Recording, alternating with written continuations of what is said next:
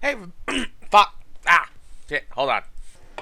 Hey, everybody, welcome back to Follow Equestria. So, that nap I took lasted the whole goddamn day. I meant for like 30 minutes, maybe an hour. Nah, fucking 12 hours out. Holy shit. So, it's a new day. We didn't get one up yesterday, so fuck. Better do this. Sorry. So sorry. I forced myself to stop as the security door slid open. The Overmare stood there, gazing at us, and behind her was a throng of terrified ponies. "Is it safe?" Hi. One of them asked. I found that I couldn't find my voice. I was petrified. "Yep," Calamity answered for us. "Rooted out the last of them. The ones in the school are good ponies who just got wrapped up in something really horribly bad. They'll be leaving soon with us." The auto axes making cutting through the welded door a much quicker task. "Thank you," the Overmare said to all of us. Then she shooed the other ponies back inside. They did not need to see any more of what had become the atrium. "Little Pip, Velvet Remedy, would you please come in?" The Overmare motioned for us to enter the formerly sealed wing. Calamity slid his wing from Velvet and poked her towards the Overmare with his nose. She moved slowly, but with ladylike grace. I followed, feeling clumsy and small and horrible. And then yet you have an arsenal to Sparkling fuck all Cider of did a them. wave with his hoof like this, and fell down. As the Overmare slowly guided us through the crowd towards her office, a familiar voice froze me in place. "Mother?"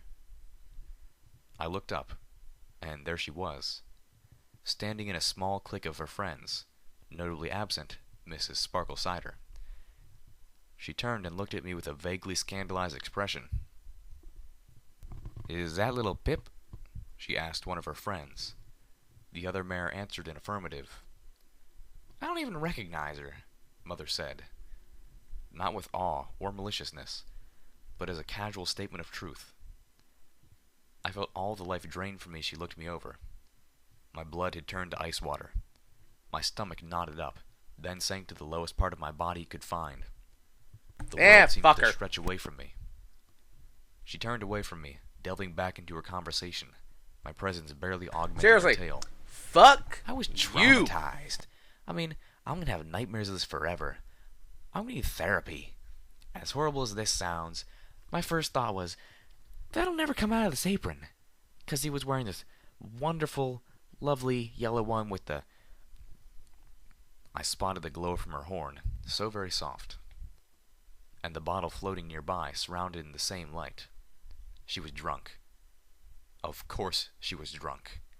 That's how she always protected herself from whatever crisis she thought she was going through, and this had been a real one. Still, she was alive. Yeah, you gotta give her that. It is an actual crisis. I was right here. Again. "Mom?" Suddenly, Velvet Remedy was between us, and her hoof was striking my mother across the face so hard it knocked her down. I stared. Velvet Remedy had just hit my mother. Damn right she Velvet's did! voice sounded like she was throwing all the hurt and rage in her behind it. It wasn't a scream, but somehow it was much louder than that. "You have suffered nothing." She turned from my wide-eyed mother and lowered her head, pushing me away. "There are no thanks which are enough for your bravery and heroism," the Overmare told us. "But you need to get the Thanking us fuck yet again out." for coming to Stable 2's rescue. "And, Little Pip, I owe you such an apology. You are always welcome here. This is your home." Wait, really? I looked up at the Overmare. I thought you were going to tell me to get the my fuck body. out. I was caked in blood, maybe half of it mine. "No." "No?" the Overmare asked. "I have no place here. Not anymore." I looked up at Velvet Remedy, who was laying on a couch in the Overmare's office across from me. "I've been outside for 5 weeks, and look at me. As much as I... Wait!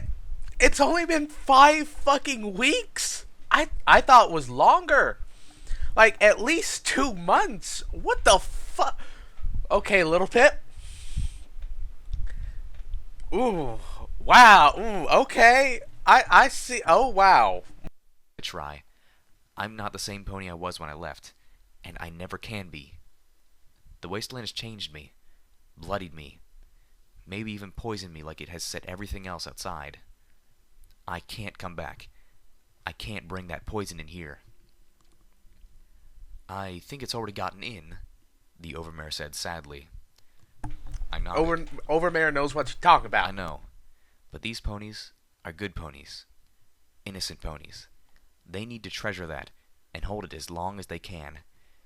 You need to wash away the blood, clean away the bodies, try to make Stable 2 right again.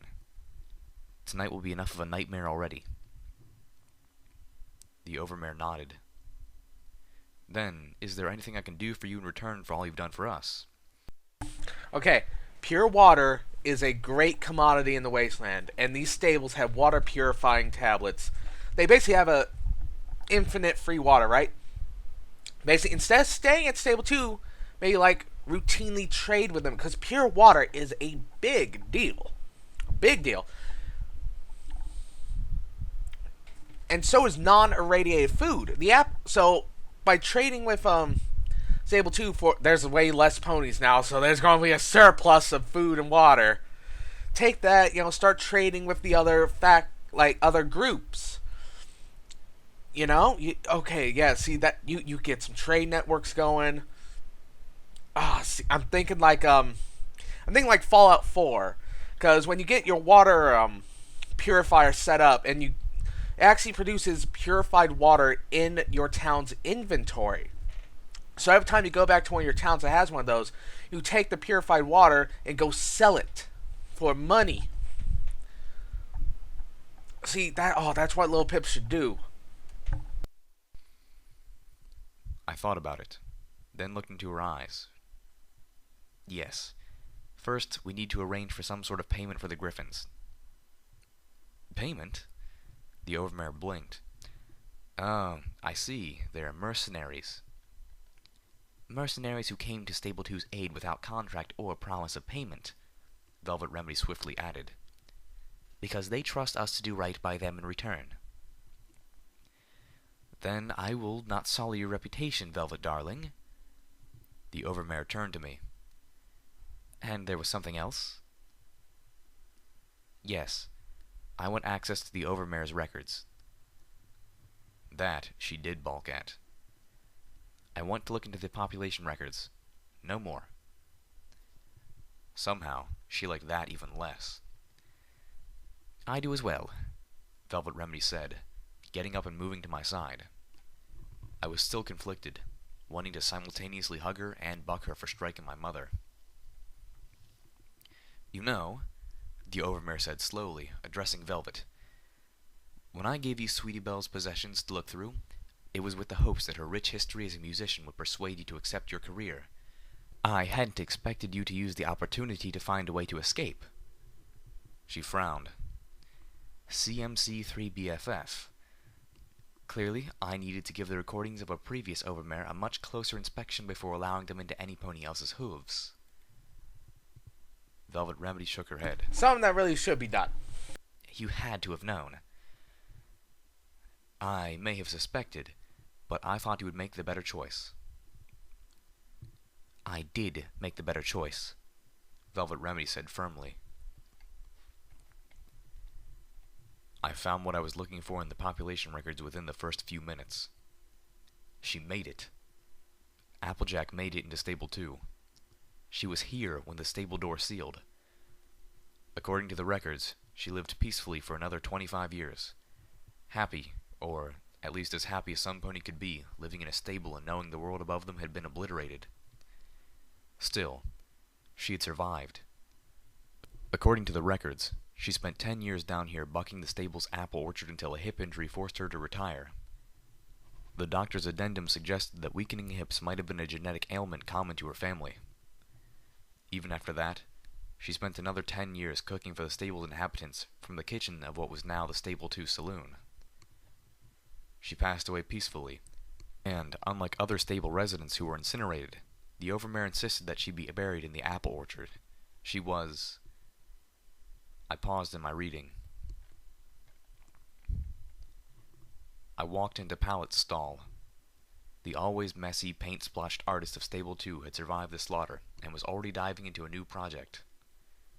The Steel Ranger stood very still in front of her, obediently at attention, as she painted over the symbol of the magical sparks and gears with 3 candy-red apples. Steelhooves plodded up to me. I'm no longer fit to wear the Steel Ranger's armor, but I can't take it off, he said as I took in his new look. Like the Ranger being painted. Okay, that was he too Steel had the Hooves. Steel Ranger symbol. I thought it was the other Steel Rangers who were getting new symbols. Applejack's Rangers, you know? But no, okay, never mind. Oh, that'd be cool. That would have been fucking cool. If all the ones who were in the school just got repainted in the actual honor of Applejack, Symbol painted over with the likeness of Applejack's cutie mark. The red paint continued from there, accenting the ridges and edges all over the rest of his armor. So I thought this would be appropriate. I was a little surprised he didn't go with orange, but I could see sticking with the cutie mark's color. They're all doing it? I asked, looking at the Steel Ranger being painted, and then down the line of the hall. Every pony who has decided to return to the true meaning of the oath. That is, the oath as Applejack would have wanted it. He whinnied. We won't be able to call ourselves Steel Rangers anymore. I won't be able to. Applejack Rangers. That's going to take some getting used to. What'll you call yourself then? I suggested Applejack's Rangers. I'm hardly worthy of that. Fucking called it! But maybe. We will see. For now, we're simply outcasts. He looked away, his metal-sheathed tail swinging. I have to go for just a little bit. I'm taking the others up to Stable 29. I've been in contact with Star Paladin Crossroads, and she immediately joined the cause. She's already planning to make Stable 29 into some place we can operate out of. All it needs is a functioning water talisman. But there's another problem. Elder cottage cheese, right? As Calamity would say. Yup. Steelhooves nickered. Looks like you were right about him. Cross says he sent a squad of Steel Rangers to the Canterlot Ruins to retrieve that black book for him. But they haven't returned yet. If we can get to Stable 29 before they do... You have a ride. Do you really think Calamity can haul 10 more outcasts all the way to Fetlock? It's a passenger wagon, I commented. Besides, have you met us? Steelhooves laughed. All right. But after you drop us off, you need to head to Tempony Tower. No more delays. I'll catch up to you later. I promise. I nodded solemnly. I was going to hold him to that. I started to walk away, and then remembered what had caused me to seek him out. Steelhooves, we need to talk somewhere private. Applejack didn't leave you. Steelhooves shook his head. Yes, she did. She chose to be with her family. And I don't blame her for that. I never have. He paced a little. We weren't exactly... Our relationship was in a bad place. We were trying to put it back together, but it really wasn't going to work, and we both knew it. I loved her, and I let her go. I whimpered inside, but I stood Had two firm. of these ready. No, Apple Snack, I said, using his real name. She loved you. She tried to come back to you, but the Overmare wouldn't let her. He stopped pacing and looked at me. Wouldn't let her? She helped her family into the stable, and the Overmare closed the door. Applejack didn't know that the Stable 2 Overmare was under strict orders not to open the door for anyone, under any circumstances. Not until the atmospheric and soil monitors read that the world above was clean and safe again. It's been 200 years. I know. Stabletech had grossly miscalculated how long it would take. But that didn't matter because there was no way Sweetie Belle was going to let Applejack out. Applejack wanted to leave. She wanted to find you. The record for Applejack is full of annotations about her arguments with Sweetie Belle over this. But of course, with her condition, and with the readings outside, there was no way Sweetie Belle was going to let her back out. Steelhoof stomped. Wait, her condition? Was she hurt? If those zebras... I could feel my heart sink. Oh, goddesses, he didn't know? Steelhooves, I said, my voice sounding tender and small in my own ears. Applejack was pregnant. I swear. I didn't know that! This is why I didn't want you becoming a medical pony. Velvet Remedy glared at her crossly. You can't help yourself. You dig and pry. You and Little Pip are a match, you know. Velvet took a deep breath. You have a serious problem here. Have you even looked at the population records? Do you have any idea how many of the original inhabitants of this stable were extended members of the Apple family? By Celestia, even Little Pip and I have a common Apple ancestor 6 generations back. I had stopped just inside the Overmare's office, watching the two mares argue. Neither had noticed me. That's not a big deal. 6 generations is a lot. This entire stable is in danger of becoming completely inbred, Velvet Remedy shot back. I'd say that's a big deal. Little Pip was wrong. You can't stay locked up in here for much longer. Hello? I finally said. The two mares turned to look at me with matching shocked expressions. So it's the Stable 101 problem. You know, that's the thing I never understood about Stable 101. You have a problem with inbreeding, and Amara knows this, but she closes the vault anyways. Grant, I know it's just to repair things and open up, but that a temporary solution can become permanent. So, I mean, what if something happens where they say, no, we're just going to keep the vault closed? I mean, you're fucked. You're fucked. Well. Let's see where this goes. I always enjoy these kinds of things, because you gotta realize that the vault only has so much room. Only so many people can actually get there in time. Because you never know when a nuclear strike's going to happen. So, you always gotta wonder. So I'm always like, I really like these kinds of stories that delve into that sort of question. Maybe there's another way. One last detour. It was a small one. Fast. 15 minutes tops. We'd be back to pick up the Steel Ranger outcasts and ferry them to Fetlock before they knew it. And then it was on to Ten Pony Tower. I needed homage. I needed to just fall to pieces in her embrace. I found one. Velvet Remedy read the words scrawled in full-like letters on the side of the metal monster rusting in front of us. It was a cannon, and it had probably been rusting here for years even before the war. The goddesses only knew what it had been doing in this secluded portion of Sweet Apple Acres. The trees here grew close. The cannon would only have been visible to a Pegasus flying almost directly overhead. And it certainly didn't seem to point any place strategic. Small patches of the old metal muzzle were still polished enough to reflect the orange light of the rising sun. The base was partially sunken into the ground amongst several large rocks, making the weapon cant strangely. Nearby was a crumbling picnic table. There were a few planks of wood nailed to a dead tree behind me. Party cannon? How would this have helped? Zenith asked Calamity. I had to ask the same question. This old metal monster couldn't possibly fire. Calamity chuckled. Not the cannon. He trotted around the pile of large stones that the base was partially leaning against. He tapped his hoof on one, then the other. This one. A rock? I asked.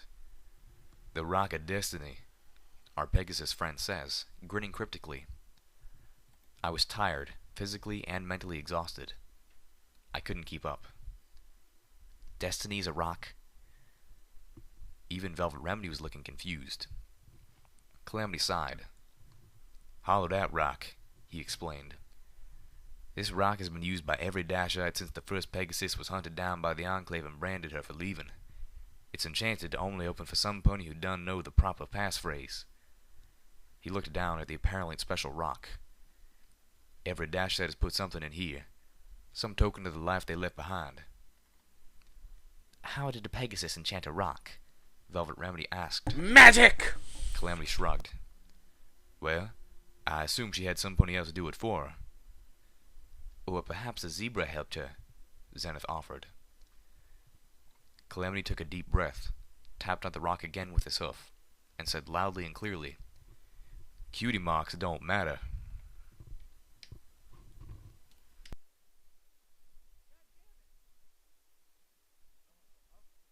Okay, that's that. Okay, I was going to have something to talk about the canon, but apparently they're not there for the canon, so everything I was going to say about the canon doesn't matter.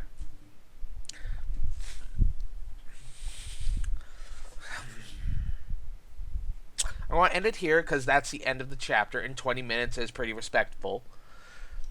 Respectable. Yeah. The fuck is in the rock? Is it Boulder? Has Boulder just been shipped away over time? Is now become a tiny rock? Also, I gotta ask, guys. How many of you believe that Holder's Boulder is actually a big-ass dragon egg? Because it looks like a big-ass dragon egg. The pies are keeping dark secrets.